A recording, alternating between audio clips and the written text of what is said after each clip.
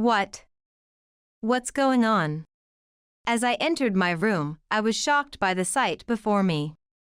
My treasured accessories and favorite clothes were all gone. Could it be a burglary? In a panic, I reached for my phone to call the police. Just as I expected, you're panicking. Mother.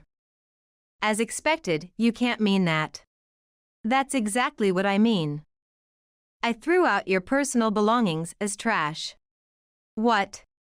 Watching my panic, my mother-in-law laughed out loud and said something unbelievable. She had thrown out my belongings as trash? Why would she do that? I wanted to ask her for an explanation, but she started explaining before I could ask. How long do you plan to leech off this house? Hurry up and leave. I threw out your stuff to make it easier for you to leave, you should be thanking me. I see. She had always been bullying me to drive me out. Well, if she says so, I don't think I'll try to get along with my mother-in-law anymore. Understood, then, I'll leave. Good, that makes things easier for me. Make it quick, will you? But if I suddenly leave the house, I have nowhere to go. Can I have a week's grace? Fine, I suppose that's okay. Just make sure you leave after a week. I was given a week's grace by my mother-in-law. With this much time, I could look for a new place. Just you watch. I'll show you who you're dealing with. My name is Sarah. 3 years ago, I transitioned to becoming a freelance illustrator. Having worked at an animation production company after graduating from a vocational school, I had some savings. I'm thinking of going freelance soon. That's fine. If that's what you want to do, Sarah, I won't object. Give it your best shot. I'll support you.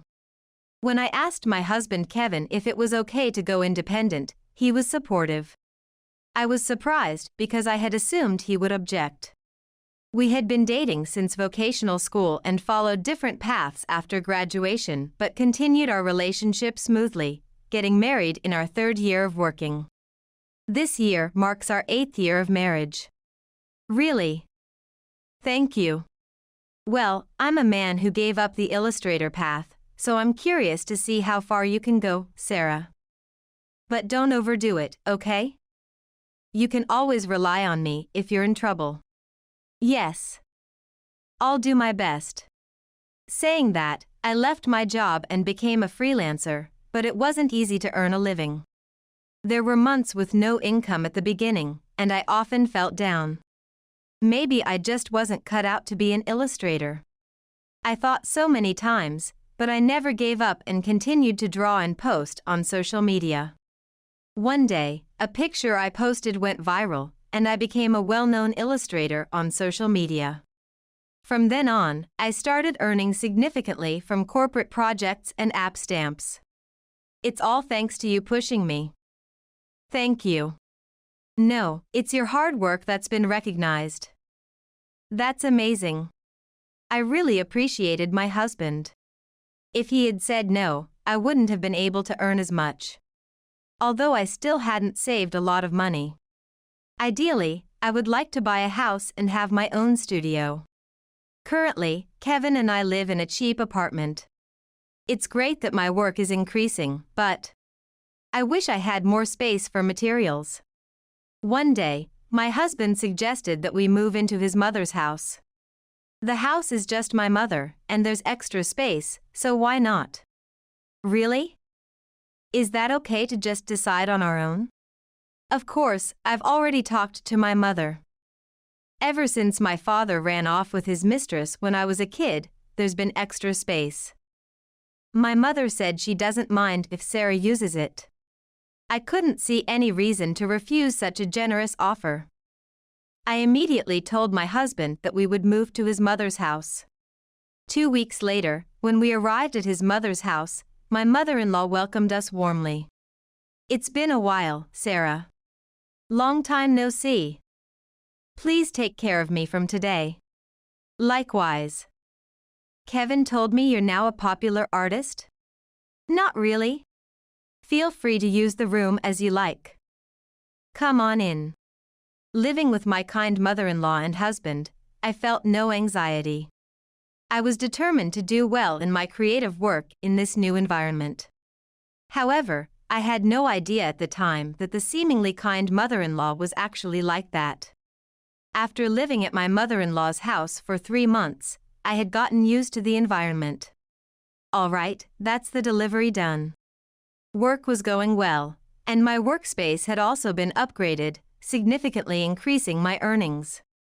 Everything was going smoothly. I got a bit carried away, but then, 2 months later, my husband was suddenly fired, causing a major disruption in our lives. Sigh. What should I do? As soon as he returned to his mother's house, my husband sighed and muttered. What had happened? Did his sales not go well? What's wrong? Did the sales go badly? After graduating from vocational school, my husband worked as a salesman for a major trading company supplying factories. I thought he might have failed in his sales efforts, but the reply I received was unexpected. I got fired. Huh? What did you say? So, I got fired. I was laid off. It can't be true. My husband had been working diligently. Why then? You were laid off. Did you do something bad? Of course not. It's just that our department alone had significantly poor sales, and the company judged it as a bad investment. They told us to either spend our days as sidelined employees with a significant pay cut or accept a generous severance package and leave. It's practically a forced layoff. I couldn't ask my husband anything more. After being so abruptly betrayed by the company he had devoted himself to, I had no words of comfort for him. The least I could do was leave him be. From the next day, my jobless husband started spending his days lounging around the house. Honestly, I wanted him to change his mindset and look for a job, but he probably wasn't ready yet. Oh well. I'll have to work hard. For my husband and my non-working mother-in-law, I threw myself into my work more than ever. Sometimes, I was so busy that I skipped meals and worked from morning till night without stopping. This is bad. Maybe I overdid it. Even while occasionally having such thoughts, after about a month of continuing, a substantial income was deposited into my account. Seeing an amount I had never seen before, I inadvertently said to my husband, "You don't have to rush to find a job anymore. I earned $50,000 this month, so with this much, we can live without any luxuries." Whoa, that's amazing. My husband said I was amazing, but his eyes looked cold. Why did I mention my earnings to my husband at that time? From the next day, this became the cause of relentless bullying from my mother-in-law. The next morning. Sarah. Come here. While I was working, I heard my mother-in-law shouting for me from downstairs. Unusual. What could it be? Okay. Just a moment, please. After responding, I paused my work and headed downstairs. My mother-in-law was standing in the living room. What's the matter? This. Could you do the laundry? But I haven't finished my work yet. That can be done any time, right? I've been silent until now, but isn't it about time you started doing your part around the house? You're a daughter-in-law, right? Well, she has a point. I understand where my mother-in-law is coming from. Until now, I had been relying on her and neglected household chores like cleaning and laundry due to being engrossed in my work. Feeling reflective, I told my mother-in-law. That's true, perhaps I was wrong. Understood.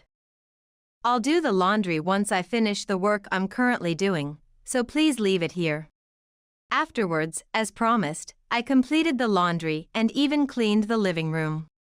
Perhaps doing such things occasionally is a good break. I thought nonchalantly, but from that day, the bullying from my mother-in-law escalated. Are you still just drawing pictures? Are you a kindergartner? If you have time for such trivial things, go do the shopping. I can't believe your drawings sell. And so on, she started complaining about everything. Every day, being overworked left me with no progress in my work. At times, I was woken up before 5 a.m. to make breakfast, inevitably reducing my sleep hours. I couldn't concentrate on work, and the amount of work I could handle each day significantly decreased. Though my income hadn't decreased drastically yet, at this rate, I might become unable to work at all. Worried, I decided to ask my husband to stop the bullying from my mother-in-law when we were alone in the bedroom. Recently, your mother has been bullying me as if she's targeting me. It's okay to be used for chores, but being freely harassed from morning till night. I might become unable to work at all, so could you please kindly ask your mother to stop the bullying? What a hassle. Why do I have to say it? You should say it yourself. If you're troubled by not being able to work, why don't you move out? You have an income, right? What? What kind of response is that? I've been working hard because you've been lounging around without looking for a job. I think if there's a complaint, I should say it myself. But I can't just say such things to my mother-in-law. In the end, my husband turned his back to me and went to sleep without really discussing the matter with me. Half a year later, after enduring daily relentless bullying, I was mentally and physically exhausted. My husband still showed no intention of looking for a job. My pace of work had drastically decreased, and my earnings had dropped to less than half of my peak period. I'm so tired of this. That's what I thought, and before I knew it, I had left the house and arrived at a nearby park. I just sat on a bench doing nothing, but that alone was immensely soothing for me at the moment. About an hour might have passed. Feeling relaxed, I returned to my mother-in-law's house. I don't feel like working today. Maybe I'll take a nap. With that thought, I went back to my room and was stunned by the scene before me. What? What's going on? As I entered my room, I was shocked by the sight before me. My treasured accessories and favorite clothes were all gone. Could it be a burglary? In a panic, I reached for my phone to call the police. At that moment, my mother-in-law spoke up from behind me. Just as I expected, you're panicking. Mother. As expected, you can't mean that. That's exactly what I mean. I threw out your personal belongings as trash. What? Watching my panic, my mother-in-law laughed out loud and said something unbelievable. She had thrown out my belongings as trash? Why would she do that? I wanted to ask her for an explanation, but she started explaining before I could ask. How long do you plan to leech off this house? Hurry up and leave. I threw out your stuff to make it easier for you to leave, you should be thanking me. I see. She had always been bullying me to drive me out. Well, if she says so, I don't think I'll try to get along with my mother-in-law anymore. Understood, then, I'll leave. Good, that makes things easier for me. Make it quick, will you? But if I suddenly leave the house, I have nowhere to go. Can I have a week's grace? Fine, I suppose that's okay. Just make sure you leave after a week. I was given a week's grace by my mother-in-law. With this much time, I could look for a new place. Just you watch. I'll show you who you're dealing with. From the next day, I started looking for a new place to live. I considered a detached house, but despite my mother-in-law, I decided to move into a luxury high-rise apartment. Of course, I'm not taking my husband and mother-in-law with me. I have no desire to live with a man who relies on my earnings and does nothing but laze around. Although I haven't been earning much recently, I have saved up money from my past earnings. Using that money, I went to a real estate agent and signed a contract to purchase the high-rise apartment. Now, I can leave that house anytime I'm ready. And a week later, The day I finally left my mother-in-law's house, I broached the topic of divorce with my husband. Can you sign this? What is this? Can't you tell? It's a divorce paper. No. I understand that, but why all of a sudden? My husband was puzzled after being handed the divorce papers. At first, I felt sorry for you being laid off, and I pampered you, but you never seemed to want to look for a job, and you kept ignoring the fact that your mother was bullying me, right? If that's the case, there's no need for us to stay married. Maybe, but does getting a divorce mean I have to leave this house? Yes, that's right. I didn't tell you, but today, I'm leaving this house. Leaving. What about the house? You don't have anywhere to live, do you? Don't worry about that. I've already found my next place to live. If I don't like the bullying from my mother-in-law, he was the one who said to just move out, wasn't he? Are you really not going to regret getting divorced? Regret? Don't make me laugh. There's no way I'd do that. Besides, if I continued to live with you, I would surely regret that much more. I burst into laughter upon hearing my husband's question. Ah, well then, I understand. Reluctantly, my husband signed the divorce papers. Now, I don't need to support this man anymore. Next is the mother-in-law. Just before leaving the mother-in-law's house, I confronted her about why she had tormented me so much. It all started when I told my husband about my earnings. Surely, something about that must have displeased her. Thank you for everything until now, Mother. Yeah, I feel refreshed thinking I won't have to see your face anymore. By the way, why did you bully me so much? Oh, there's no deep reason. I just got annoyed that you were earning more than Kevin. I heard from him. At one point, you were making $50,000, weren't you? How dare you earn more than your husband? Normally, you should keep your income lower to save face for your husband. And he was paying the utilities for this house, right? He must have been using his savings to pay them since he lost his job. Unlike you, he's really a good kid. What an idiot. Was I bullied for such a silly reason? Moreover, it seems my mother-in-law is under the impression that my husband was paying for everything in this house. I'm looking forward to what happens after I leave. With a husband and mother-in-law who don't earn anything, they'll surely run into trouble soon. Though I thought that, I didn't say it. So that was your reason. I understand. A wife who can't support her husband will leave now. Goodbye. Leaving just those words behind, I left my mother-in-law's house. On the way to my new high-rise apartment, I stopped at the municipal office and submitted the divorce papers. Now, I have completely severed ties with my husband and mother-in-law. Even if they come begging, there's no way I'll take care of them. Upon arriving at my new place, I immediately began organizing my belongings. The room was spacious due to being in a luxury high-rise apartment, and I secured a considerably large space for my studio. All right. Time to work hard to make up for being disturbed before. After finishing up most of the unpacking, I immersed myself in work. A month later, a call came to my cell phone.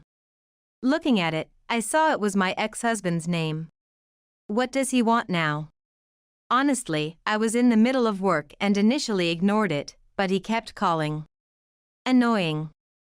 Losing my patience, I decided to answer. What? I'm busy. Sarah. Where are you now? Where? I'm at home, working. I want to talk about something. Can I come over to your house? Huh? I really don't have anything to talk about with you. Why should I have to meet with you? What a hassle. Just as I was about to brush him off and hang up, I heard my mother-in-law's voice over the phone. Sarah. Long time no see. I'm really sorry, but could we possibly meet and talk? She had always been so domineering, but something seemed off now. She was being unusually humble in asking for a meeting. Reluctantly moved by her serious tone, I agreed to meet. Fine. I'll meet with you, but it's too much trouble to go out, so can you come here? I'll send the location to Kevin. I said that and hung up the phone. Still, I wondered what could be so important that we needed to meet. I pondered this as I resumed my work. 30 minutes later, my home's intercom rang. It seems they had arrived. Yes? We're here. And this place, it's incredible. Did you come here to chat? If so, go home. No, sorry. Please let us in. Though I saw them through the monitor, my ex-husband was there with my mother-in-law behind him. I unlocked the auto lock and invited them into my house. A little while later, the doorbell rang again. I'll open it. I unlocked the door and let them into my house, and they were both visibly astonished. What is this place? A hotel? Sarah, you moved to such an incredible place. What are they doing here? Did they come to tour my house?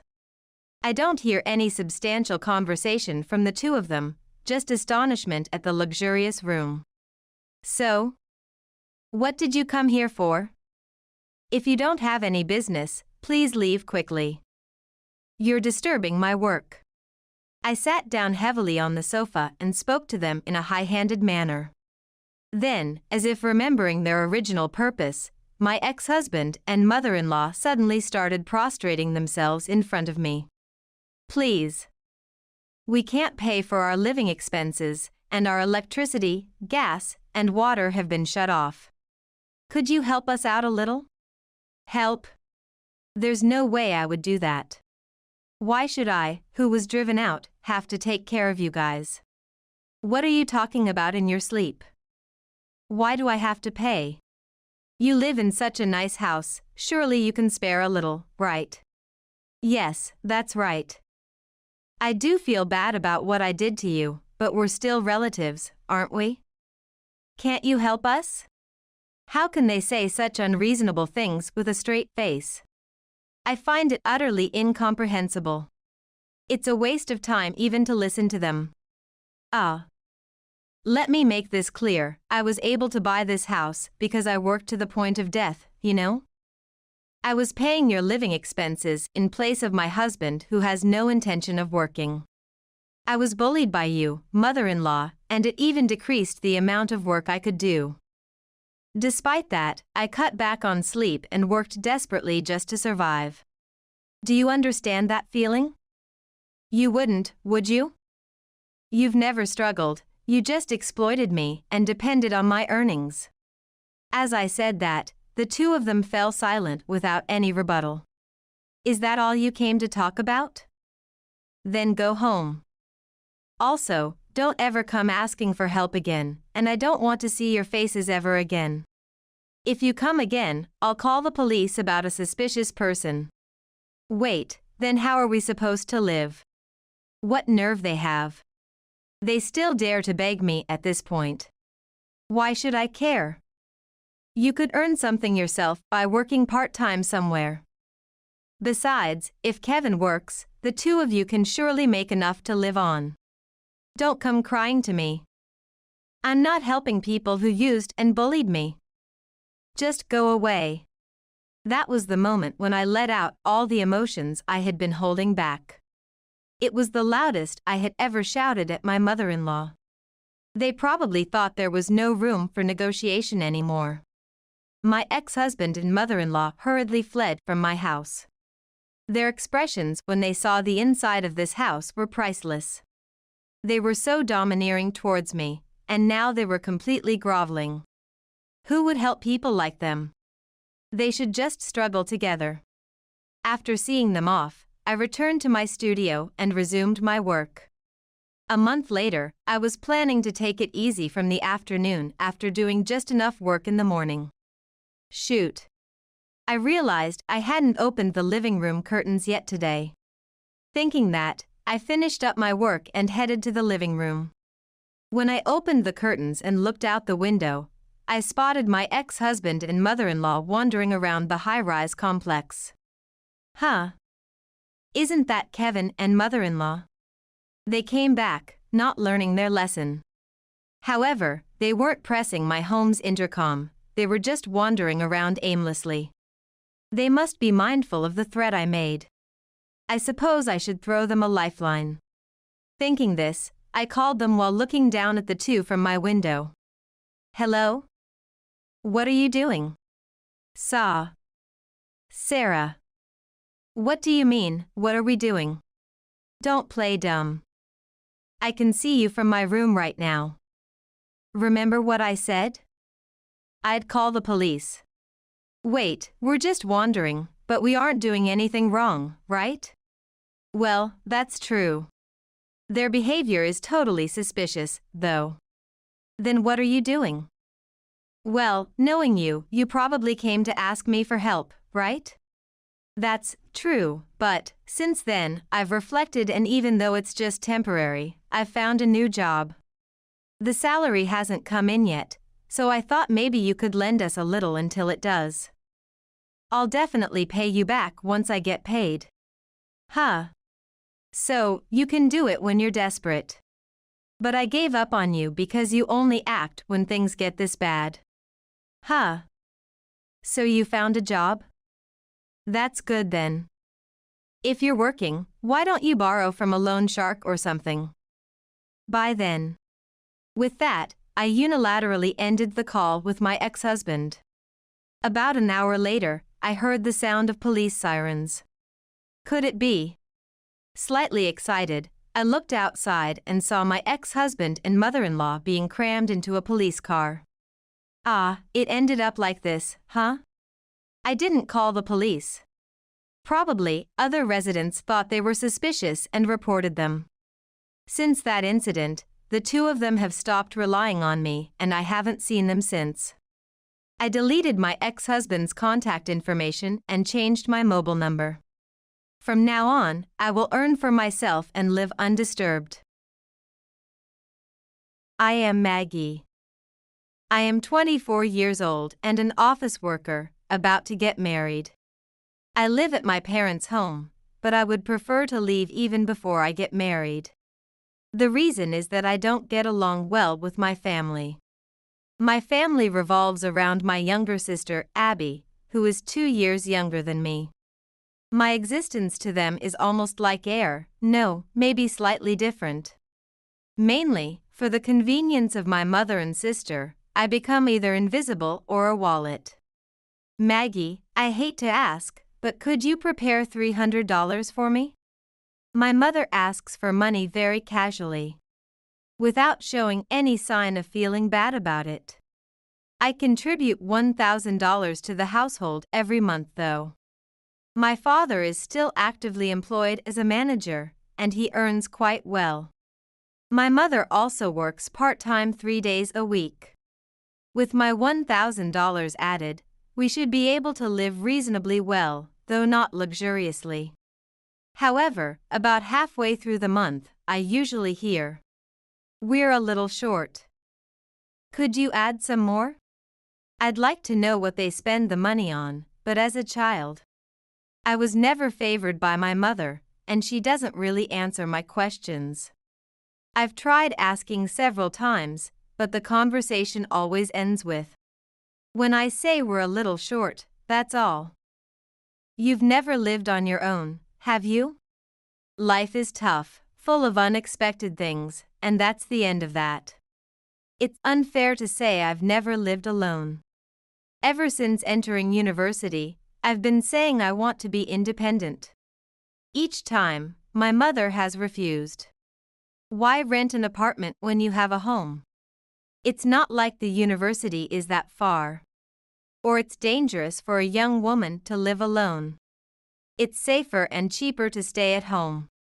If you live on your own, you can't save much of your salary, and so on. Despite all this, I am often relied upon for money. They're probably just pretending to be concerned, but actually see me as a cash cow. I should just leave my parents' house, but how should I put it? When I give money, my mother beams at me. If I meet her additional demands, she praises me, saying, "As expected, you're reliable, Maggie." It feels good to be praised.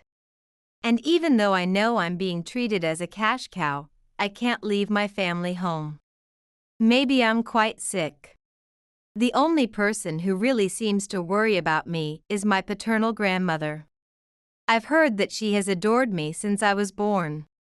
My father once said, "When your grandma heard you were born, she waited in the hospital without sleeping. She was the first to hold you and was so happy, saying what a good child." Looking back, maybe that wasn't so good. My mother doesn't say anything, but she's not very close to my grandmother. So, I can't help but suspect there's something about the circumstances of my birth that bothers her. Abby, on the other hand, is absolutely doted on. Cute clothes, accessories, almost anything she wants. My mother used to buy them all when she was in elementary school. When I wanted a dress like One Piece, my mother immediately said no. Why can't I? I want to wear it because it's cute. Where would you wear such flashy, frilly clothes? Do you think you're a princess or something? If you wore this to school, you'd be the laughingstock. There's a way to say no, isn't there? I really thought so. My mother always complains about what I want, not just ignoring my wishes. By the way, the dress like One Piece was bought for Abby in a different size. How cute! Mom, I want to wear this outfit. Looks nice. It'll definitely suit you, Abby. Right after I was denied, it was decided in front of me. It's one of my oldest memories of my mother's differential treatment. But there are probably more. Forgetting them is the only saving grace. My father never says anything about my mother's attitude. Even when I cried to him, he'd irresponsibly say, "Your grandmother will dote on you, right?" According to my father, it's fair because my grandmother dotes on me and my mother on my sister. Moreover, my father also favors my sister. Abby has learned the wrong way from my mother's attitude. She obviously looks down on me. "Maggie, lend me some money." My mother doesn't say lend, but my sister is different. It's obvious she has no intention of returning it, yet she casually says, "Lend it to me." I am a full-time employee, but Abby only works part-time. 2 days a week for 3 hours each. It's clear that our incomes are different. Normally, she might think to work harder to earn more herself. But my sister takes shortcuts, trying to easily get what she wants from me. What will you use it for? Does it matter? It does matter. I can't just carelessly lend you important money without knowing what it's for. You've never paid me back even once. If I tell you what it's for, will you lend it to me? Then I'll tell you. I'm going to buy a new designer bag. The way she says I'll tell you, as if she's doing me a favor, is all too familiar and disheartening. Regardless of whether I know the reason or not, I have no choice. If I refuse, Abby will say, "Okay, fine. I'll ask Mom," and that's what happens. Then my mother generously opens her wallet. And the burden is pushed onto me with a request to add a bit more. If I refuse further, Abby will inevitably cry to my mother that Maggie won't lend me any. And I end up being lectured at length. So, really, there's no need to ask why she needs the money. It's just my small way of resisting being treated as a mere source of money. Brian, my fiancé, is aware of this dysfunctional relationship. When we met and started dating, he said he was thinking about marriage. I wanted to hide my relationship with my mother and sister from him. But thinking about the damage it could cause if he found out later, I reluctantly opened up to him. I told him, "Brian, there's something I want you to know. about not being cherished by my mother, how unbelievably favored my sister is, and the financial burden that falls on me. At first, Brian was confused and said, "Really? Can parents make such a difference?" He seemed not to believe me. However, when he visited my family home for a marriage introduction, my mother blatantly revealed her true feelings, saying, "Wow, what a nice person. Isn't Abby good enough? Why does it have to be Maggie?" "Well, Maggie's good at earning, that's her merit. We want her to stay at home."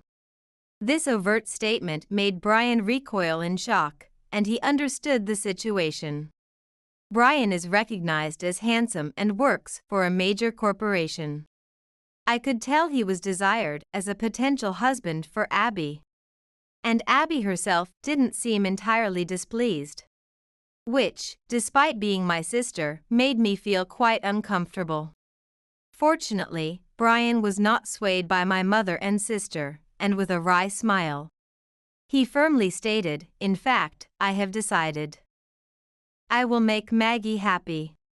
I remember clearly how my mother muttered under her breath, "You have no eye for women." Abby seemed to lose interest in Brian right away. She could always get new things, whereas I was given her hand-me-downs, which might have played a part in her attitude. Maybe she felt like she didn't need her sister's hand-me-ups? Thanks to this, I didn't have to worry about my fiancé being snatched away by my sister. When I told my grandmother, she cried with joy. Taking Brian's hand, she pleaded, "Please take good care of Maggie. Make her happy for a long time." Brian was moved to tears and gently promised, "Yes, I will take care of Maggie." I was truly happy at that moment. Wedding preparations take time. The ceremony was set for 6 months later. I seriously wanted to move out and live with Brian even before the wedding. But I could see my mother's strong opposition and gave up. The wedding preparations are slowly progressing. My mother is not involved, and my sister doesn't say much either. Those two only show interest in me for financial reasons. And otherwise, they don't care much. They often ask, "You'll continue working after marriage, right?" Yes, I plan to work full-time until we have children. After that, maybe part-time. I'm not asking about your life plan. Can you continue to send money home? That's what matters. Even after getting married, they expect me to keep contributing financially to the home. I have no such intention, but to avoid trouble, I just nod along non-committally. It's clear I'm only seen as a money courier. Annoyed by my mother's behavior, I focused on saving. I'm not particularly excited about the wedding itself. I'd rather use that money for our new life. Brian and I agree on this. However, given his respectable position in a major company, we can't have a shoddy wedding. We need to have a proper ceremony to uphold his dignity, go on a honeymoon, and invest in our new home, which will require a significant amount of money. But being treated as a cash cow by my mother and sister is a headache. Still, I found a way to alleviate these problems. My grandmother, wanting to celebrate my marriage, prepared a large sum of money for me, as much as $30,000. An enormous amount for a wedding gift. Grandma, is this okay? It's neither good nor bad. I've been saving for this. I wanted to live long enough to see you in your bridal dress. And you found a good husband. Please let me celebrate. My grandmother came to my family home specifically to give me the wedding gift directly. She preferred to hand it over in person rather than just transfer it via the bank. I was very grateful. However, my mother and sister witnessed the entire exchange, which gave me a very bad feeling. "Dad, I'm afraid to keep this amount of money in my room. Could I use your safe? There's a sizable safe in my father's study. Mainly because his work sometimes requires him to bring home large sums of money. It's rare, but when needed, it's crucial. He agreed to let me use it. The safe is secured with a numeric lock, and I don't know the combination. After my grandmother left, I handed the celebration money to my father to put in the safe. Feeling my mother's piercing gaze, I was undecided whether to deposit it in the bank or to start paying various wedding-related expenses. Wanting to consult Brian, a week passed with the money still in the safe.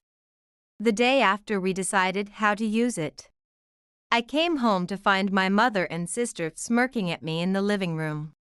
What's going on? Hey, Maggie, look at this. With a malicious smile, my sister flaunted a bag at me. That was a new model from her favorite brand. I remembered it being quite expensive. Did you buy it? Mom bought it for me.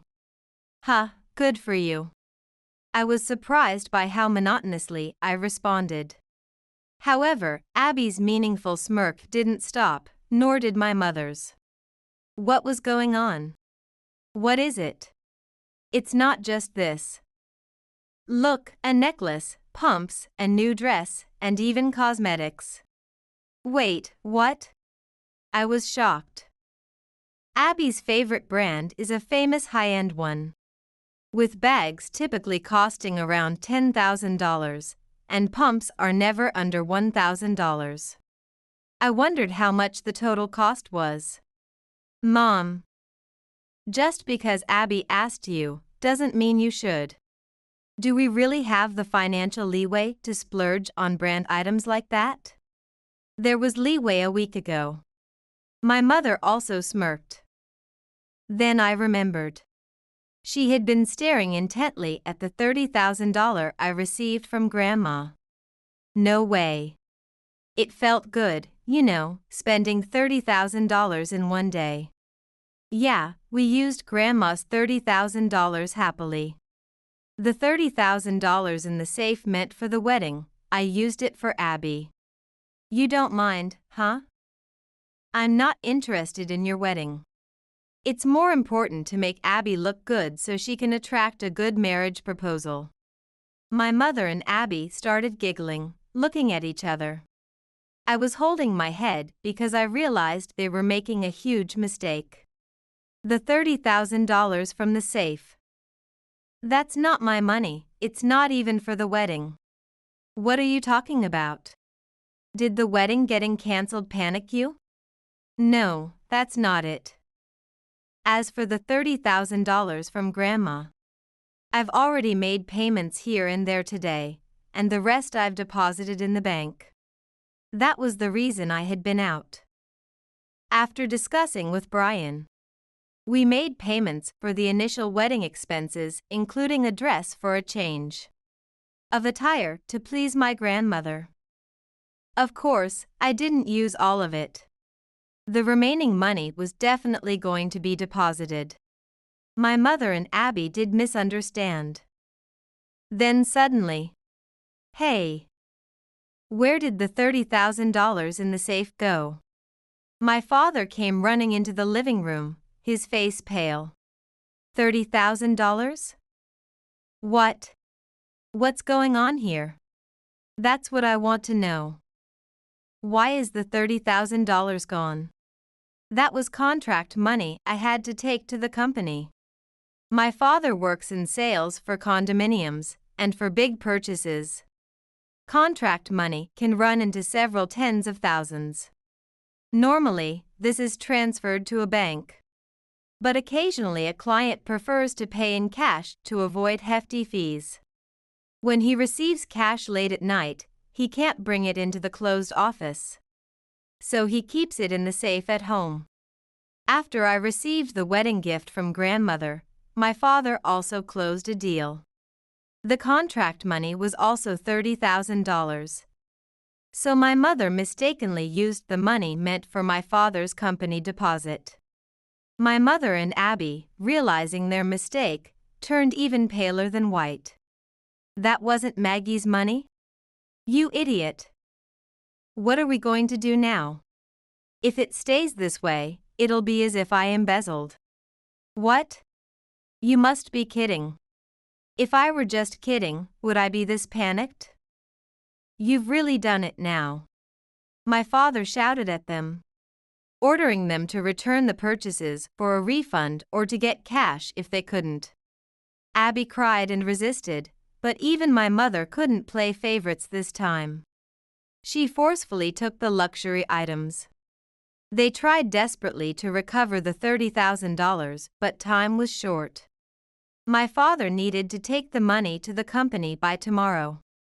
Ultimately, they were only able to get about $10,000 at a pawn shop. My father had to plead with grandmother over the phone. I can help, but there's a condition. You need to deal with your wife and Abby. Deal with them how? Figure it out yourself. Didn't your wife coldly treat Maggie out of spite for me? I know she's always resented me for holding Maggie first when she was born. It's fine if she hates me, but what did Maggie do to deserve this? If you hate the mother-in-law, you hate your own child too. What kind of reasoning is that? Chastised by grandmother, my father seemed to finally see the light. He called my mother and Abby and declared, "I'm divorcing you, and Abby, you need to become independent," and told them to leave the house. They cried and screamed hysterically, but my father was unforgiving. How can I work now, after being a housewife all these years? Dad, why me too? Enough. I've let you two get away with too much. No more coddling. My father firmly stated his position and apologized to me. Thus, my mother and Abby were expelled from the family home, and now live together in a cheap, run-down apartment.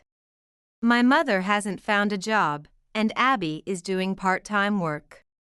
I heard their life is extremely hard. This incident made me resolve to truly separate from my parents.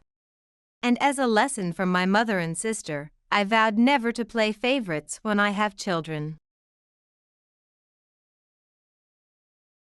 I couldn't believe what I heard when I questioned my mother-in-law, who smirked. "Why don't you just stay there forever?" While I was getting ready to return to my hometown to give birth. "I want no more of your freeloading visage." Her rude remarks hurt, but I was able to remain composed and say, "All right, take care then." I'm a 32-year-old professional named Michelle. I met Kevin 3 years ago at a party because we both loved music, and we have been together ever since. After exchanging numbers, we began spending our evenings together over drinks at the neighborhood pub, discussing anything from our favorite music to problems at work. Spending time with Kevin was always enjoyable and seemed to go very quickly. We soon got together as a relationship, and I've never been happier. We cherish spending weekends together, even if we have busy work. Imagining meeting Kevin at the end of the week motivates me to put in more effort and produce more. Our friendship has really aided my career by offering encouragement and support. We moved in together after a year of dating, taking a big step and deciding to be married. We were both serious about our future. Living together let us get to know one another better and better understand each other's quirks and routines. After a year of living together, I am more eager than ever to marry him, and I know he wants to wait for the right time to pop the question. Then, unexpectedly, Kevin asked me to a fancy restaurant for supper. Although it wasn't a particularly noteworthy event, I couldn't get rid of the idea that this may be it. I was excited and nervous at the same time when I got to the restaurant after work. I observed that he appeared much more nervous than I did when I saw him. Kevin was clearly apprehensive, but in a strange way, it eased my own worry to see him that way. I laughed quietly at his earnest yet stilted greeting. As our lunch continued, Kevin's anxiety became more apparent. He whispered my name as we were clearing our plates. Michelle, his straight, sincere look unnerved me a little.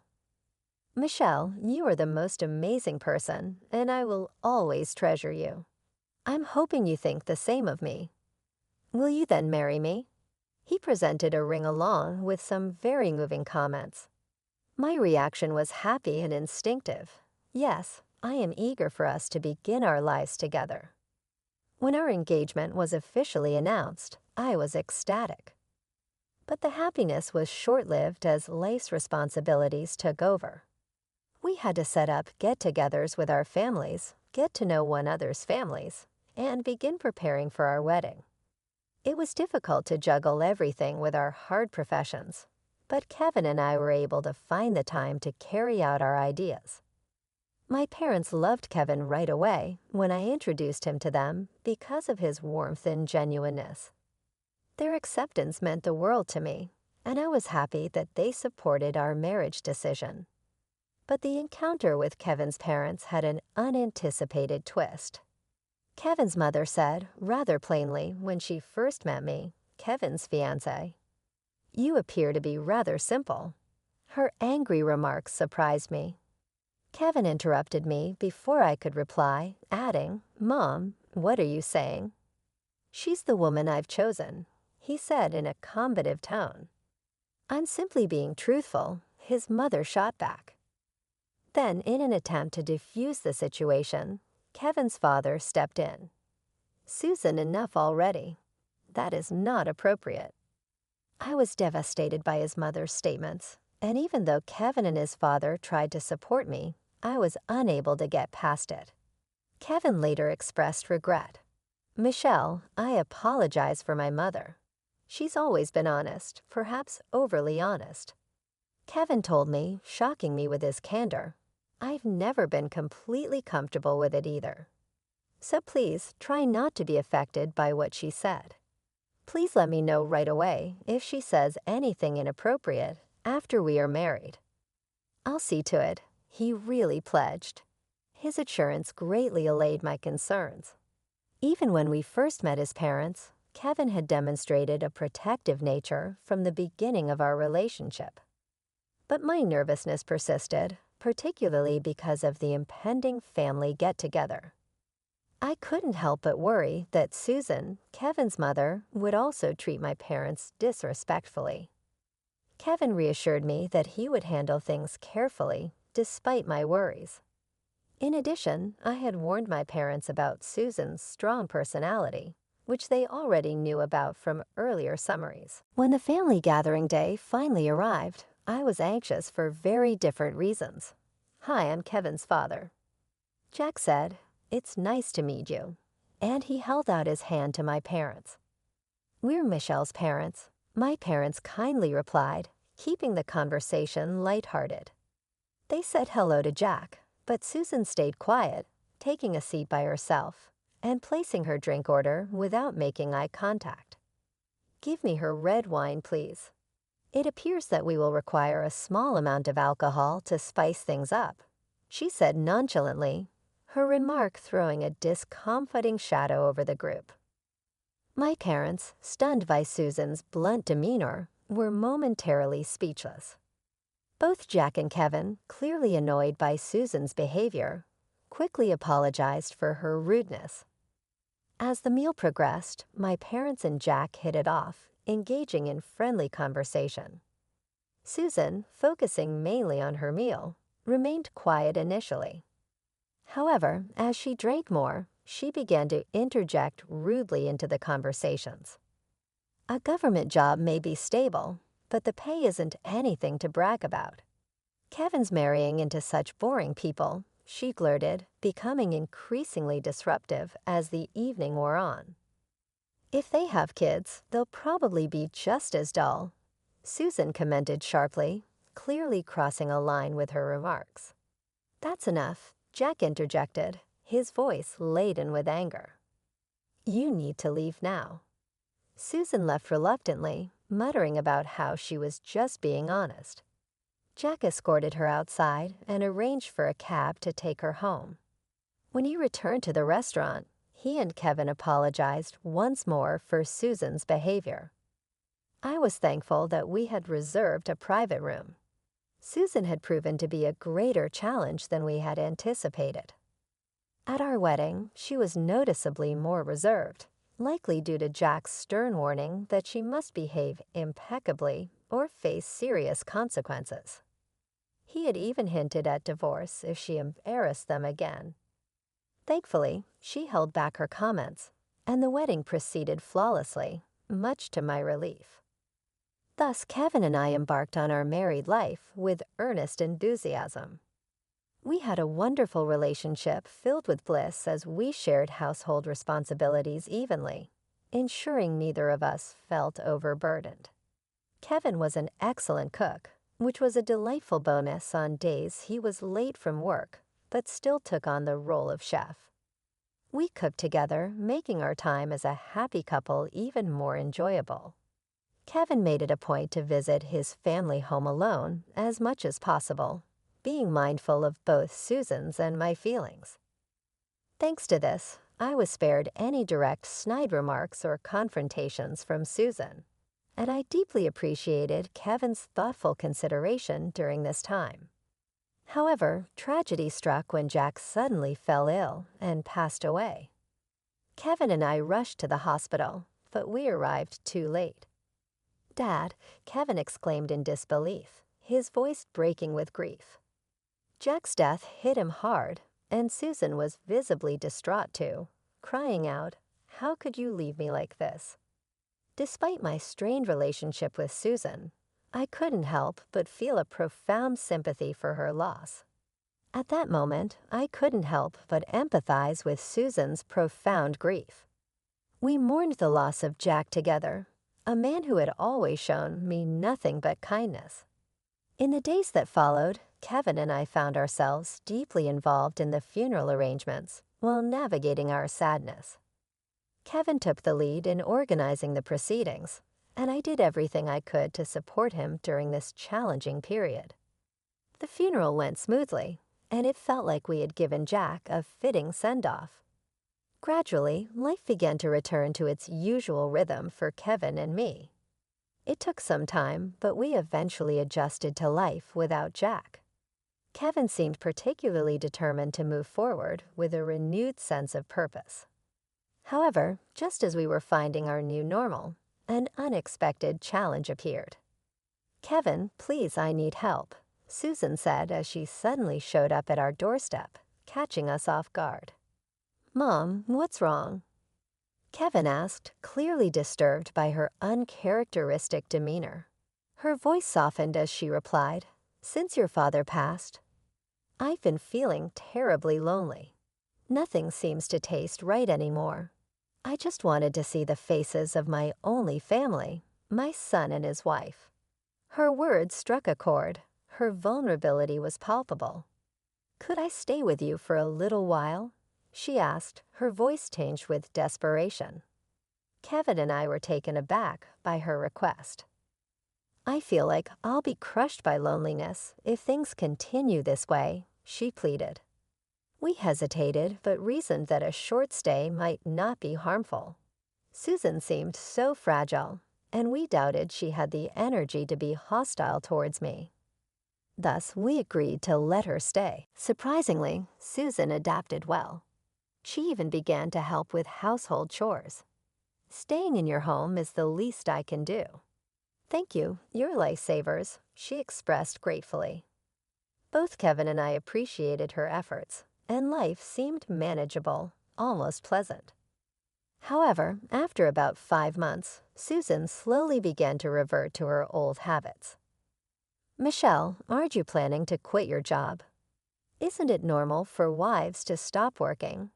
she casually remarked one day, signaling a return to her previous ways. "You've been working all this time," I began, but Susan's tone quickly grew harsher, a clear sign she was reverting to her old self. Turning to Kevin, I said, "Okay, we need to talk to Mom and ask her to consider moving back to her hometown." When Kevin broached the subject with Susan, her response took us by surprise. "I've already sold the family home," she confessed, Kevin and I exchanged shocked glances. Mom, why would you do that without discussing it with us? That's our family home. I inherited it from Dad, Kevin said, disbelief coloring his voice. Selling it was my decision.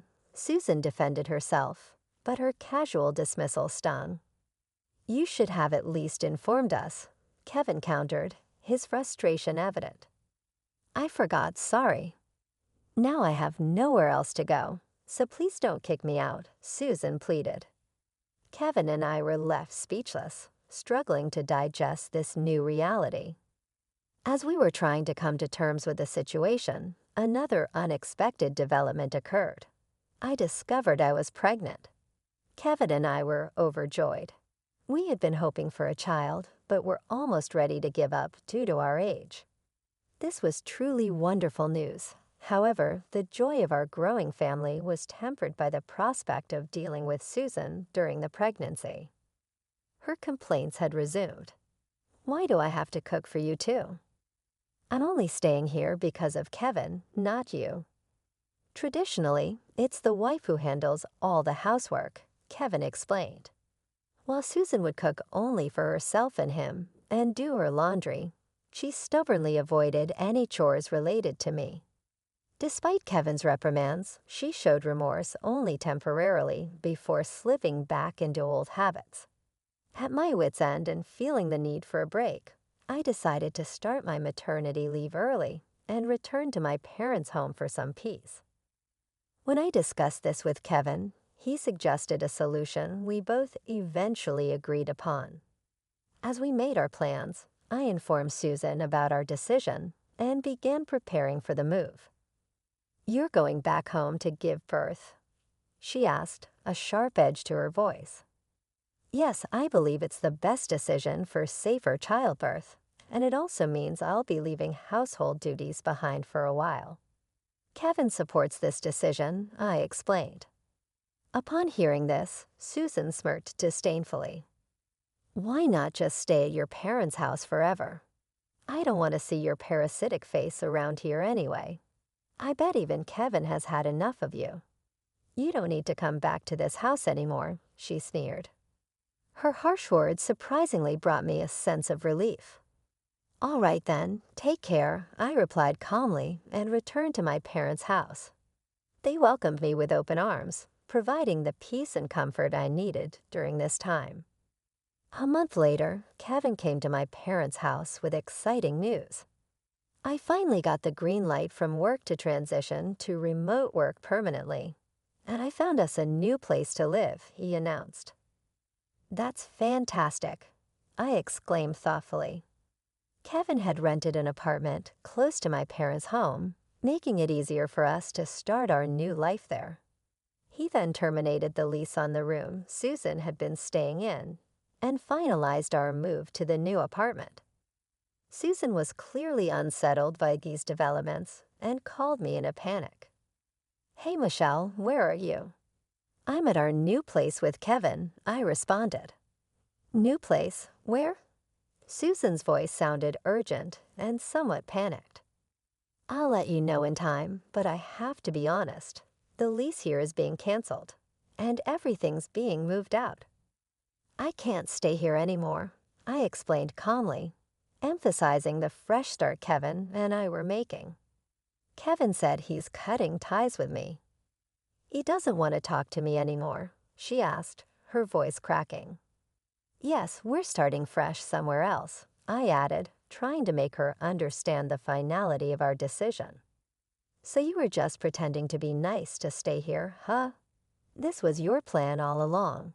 Susan accused me of misunderstanding my intentions. Because you couldn't make any money from selling the house you got from Jack, right? How did you find out?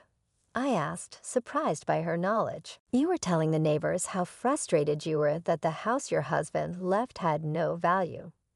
Then suddenly, it was up for sale. People just can't keep quiet about things like that. Give me Kevin back. I'm that kid's parent, so I have the right to live with him. As I said before, he doesn't want to see you, and I won't pressure him into something he's uncomfortable with, I responded calmly. Upon hearing this, Susan's temper flared. Who do you think you are, acting all high and mighty when you're just a broke, freeloading plain wife? That's not a nice thing to say. But it's true, she snapped. I calmly said, well, I don't think our paths will cross much in the future, so it doesn't concern me. But let me be clear. I have a side gig in addition to my full-time job, and I actually make more money than Kevin, I said. Oh, really? What is this side project? Susan questioned with skepticism. Since I first learned web design, I've been taking on initiatives related to that industry. I said my monthly income from both my full-time job and freelancing is roughly $10,000. How come? That much? That exceeds what Jack used to produce. Susan was shocked by my financial circumstances. She obviously had no idea that the woman she had misjudged was making so much money. But this is all of no significance to you. I firmly stated, Kevin has severed relations with you, and I'll be removing myself even further. Hold on. Maybe you could help me out if you're making that amount of money, Susan said wistfully. I made no hesitation. I blocked her number and hung up. Knowing Susan's genuine motivations and making her feel guilty was a comfort. I felt at ease knowing that I wouldn't have to deal with her ever again. Susan had no idea what was going on in our life anymore. She was unaware of my parents' residence or my place of employment. Kevin worked from home, so we were hiding our new address, so there was very little possibility she would locate us. Through rumors, we discovered that Jack had left behind very little in the way of inheritance, and Susan had a history of excessive spending. Her financial troubles were made worse by the fact that she had attempted to sell the house, but had only gotten lowball offers. Her old behaviors were still there in spite of these difficulties. Kevin was called by a neighbor from our previous neighborhood who informed him that Susan's spending patterns remained the same. Her heavy reliance on payday loans has caused her debt to spiral out of control. Her financial problems grew worse when she even tried to approach her neighbors for loans, but she was unsuccessful in doing so. It seems as though she was finally being dealt with by karma.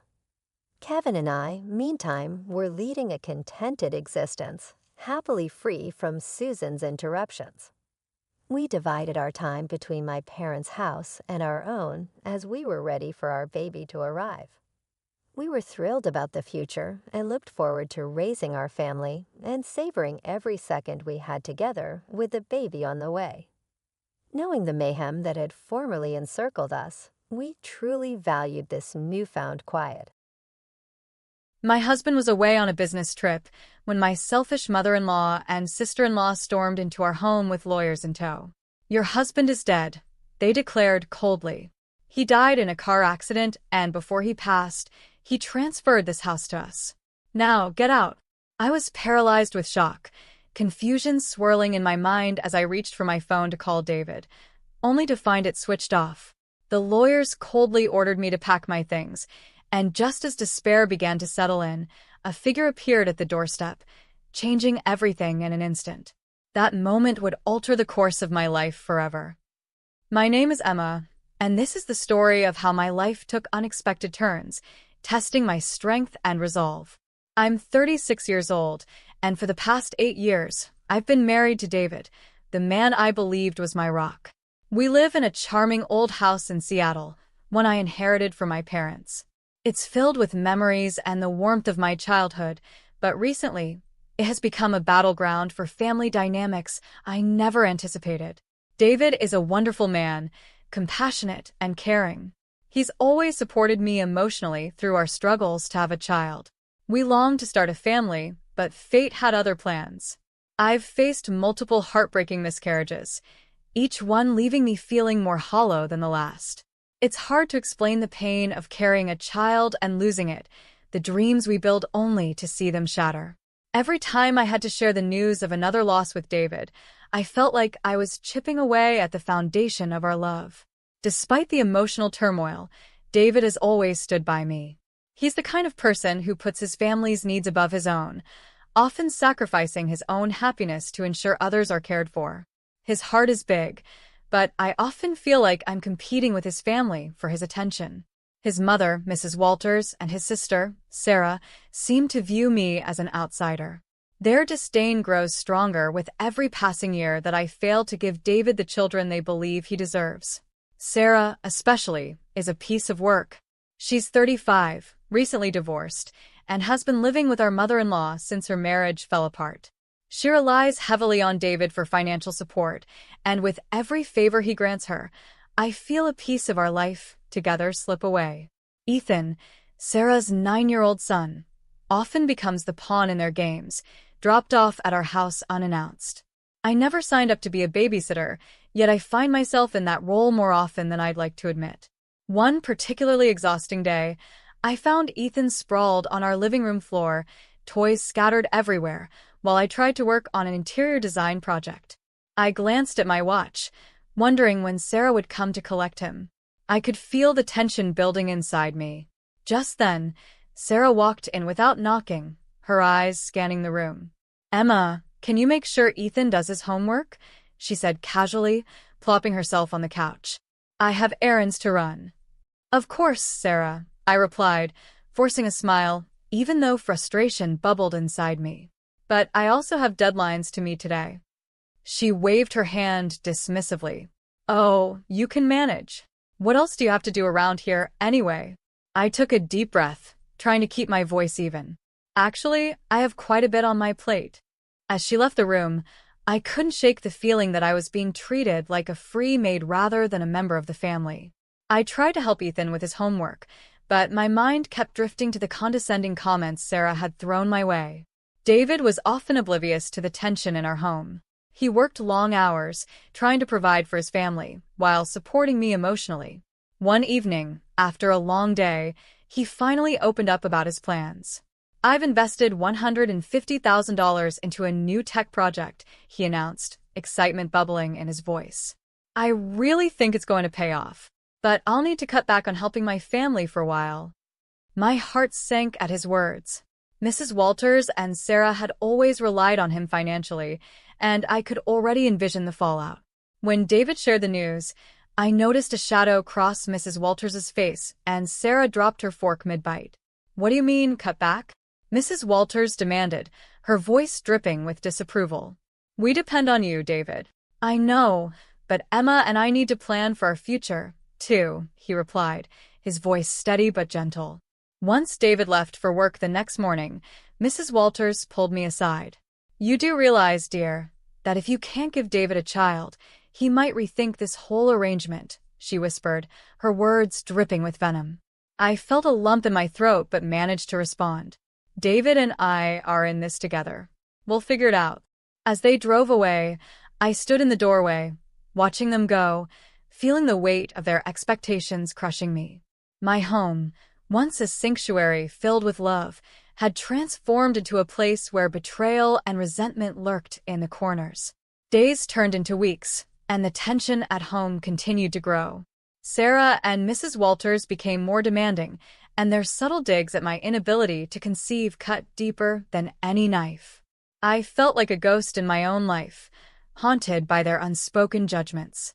One afternoon, as I brewed coffee, I found myself staring out the window, lost in thought. My phone buzzed, breaking my reverie. It was a message from David saying he had to go on a business trip for a few days. While he was away, I hoped to find a moment of peace to collect my thoughts. But peace was a luxury I could not afford. That very night, as I sat in silence, I felt the world around me closing in. Little did I know that the true storm was yet to come, and it would shatter everything I thought I knew about my marriage and the people I trusted most. Little did I know, while David was away, Sarah and Mrs. Walters were concocting a plan that would turn my life upside down. As the days passed, I felt the weight of impending betrayal, and it loomed over me like a dark cloud, ready to burst. David was away on his business trip for 3 days, and each day felt like an eternity. I tried to occupy myself with work, but my thoughts kept drifting back to Sarah and Mrs. Walters. The atmosphere in the house felt heavy, as if the walls were closing in on me. I knew they were up to something. I could feel it in my bones. On the second day, just as I was finishing up a project, I received an unexpected visitor. Sarah knocked on the door, her face painted with a sly smile that sent a shiver down my spine. "Emma, I thought I'd drop by to see how you're doing. You know, it must be lonely here without David," she said, her tone sugary sweet. "Yeah, it's quiet," I replied cautiously, trying to gauge her intentions. "Mind if I come in? I have a few things I want to discuss," she said, stepping inside before I could respond. I gestured for her to take a seat, but she opted to lean against the counter, her posture relaxed yet calculating. "You know, Emma, I've been thinking a lot about family lately. It's so important to have strong connections, especially when it comes to property and inheritance," she said, her eyes narrowing. I felt my stomach twist. "What do you mean?" I asked, trying to sound casual. "Oh, nothing really. Just that sometimes you have to ensure that everything is in order, especially for the future. You know how it is, making sure everything goes to the right people," she said, her voice dripping with condescension. Her words hung in the air like a thick fog. I wanted to push her for more details, but I also feared what I might uncover. "Look, Sarah, I appreciate your concern, but David and I have everything under control." She shrugged, a fake smile plastered across her face. Of course. Just thought I'd offer some advice." The conversation felt like a trap, and as she left, I was left feeling uneasy. I tried to shake it off, but the nagging feeling in my gut refused to go away. That night, I tossed and turned in bed, unable to shake the sense of impending doom. The next morning, I awoke to find a message from David asking how things were going at home. I replied, trying to keep things light, but I couldn't help but mention the strange visit from Sarah. I waited anxiously for his response, but it didn't come immediately. As the day wore on, I received another unexpected visit, this time from Mrs. Walters. "Emma, dear, I hope you're doing well," she said, walking into my house without waiting for an invitation. "Of course, Mrs. Walters. What brings you here?" I asked, my voice tight. "I just wanted to check on you. You know how it is. David's not here, and I thought you might need some company," she said, her eyes scanning the room as if evaluating everything I owned. "Thanks, but I'm fine. Just keeping busy with work," I replied, trying to keep the conversation short. She didn't take the hint. Instead, she launched into a lecture about family values, loyalty, and the importance of sticking together, especially during tough times. Her words felt insidious, as if she were trying to plant seeds of doubt in my mind. "You know, dear," she said, her tone shifting slightly, "family is everything. It's crucial to ensure that the right people inherit what belongs to them." I felt a cold chill run down my spine. "What do you mean by that?" I asked, forcing myself to remain calm. "Oh, nothing at all. Just a little advice," she said, her smile not reaching her eyes. "You can never be too careful." I nodded, dismissing her words as mere manipulation. I knew what she was trying to do. She wanted to rattle me, but I had no idea how deep their plans truly ran. Days passed, and with each passing hour, the tension continued to build. David returned home late on the fourth day, exhausted but relieved to be back. "How did everything go?" he asked, wrapping his arms around me. "It was fine, but there were a couple of strange visits from Sarah and your mother," I confessed, trying to keep my tone light. "Strange how?" he pressed, concern etched on his face. "They seemed unusually interested in our future and what it means for family," I said, watching his expression change. David sighed, rubbing the back of his neck. "They can be overbearing sometimes, but don't worry about them. We're building our life together, and that's what matters." But deep down, I couldn't shake the feeling that something was terribly wrong. Just when I thought I could breathe a sigh of relief, the front door swung open, and I was greeted by an unexpected sight. Sarah and Mrs. Walters standing there with a group of lawyers, their expressions filled with determination. "Emma," Sarah said, her voice cold and calculated, "we need to talk."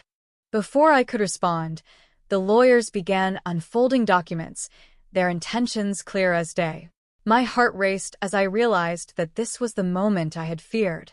The storm was finally here, and I was unprepared for the chaos that was about to unfold. "David, what's happening?" I asked, my voice trembling. "Just stay calm, Emma," David said, his face a mask of shock. I knew in that moment that everything was about to change, and the weight of betrayal hung heavy in the air. The confrontation was only beginning, and the truth would soon unravel in ways I never imagined. The tension in the room was palpable as Sarah and Mrs. Walters stood at the threshold, flanked by a group of lawyers, all holding folders filled with documents. My heart raced as I turned to David, who looked equally bewildered. "Emma," Sarah began, her tone dripping with false sweetness, "we need to discuss some very important matters regarding the house." I felt a chill run down my spine. "What do you mean?" I asked, trying to keep my voice steady. The lawyer stepped forward, clearing his throat. "Mrs. Walters and Ms. Walters are here to present legal documents concerning the ownership of this property. We have reason to believe that it was transferred to Mrs. Walters by David before his untimely death." "What?" I gasped, unable to process what was happening. "David is not dead." David's face turned pale. "This is absurd. I'm right here." Ignoring his protest, the lawyer continued. "The documents claim that since you, Emma, have been unable to bear children, David wanted to ensure that the property remained within the family. Therefore, he signed over the ownership to his mother." I felt the ground beneath me shift. "David would never do that," I exclaimed, turning to him, desperation creeping into my voice. "Is this true?" David shook his head vehemently. "No, Emma." "I would never sign anything without discussing it with you first. This has to be a mistake." Mrs. Walters stepped forward, her expression feigning sympathy. "Oh, Emma, it's just business. You know how it is. Family must come first. We have to think of the future." "Family?" I cried out, my voice rising. "You've always treated me like an outsider. You never cared about us until now." "Enough," Sarah snapped. "This is not about your feelings. It's about what's rightfully ours. You need to step aside." My world felt like it was crashing down around me. I couldn't believe this was happening. I had always feared that their disdain for me would lead to something like this, but I never thought they would go this far. The lawyers began to sift through the documents, and I could feel the walls closing in on me.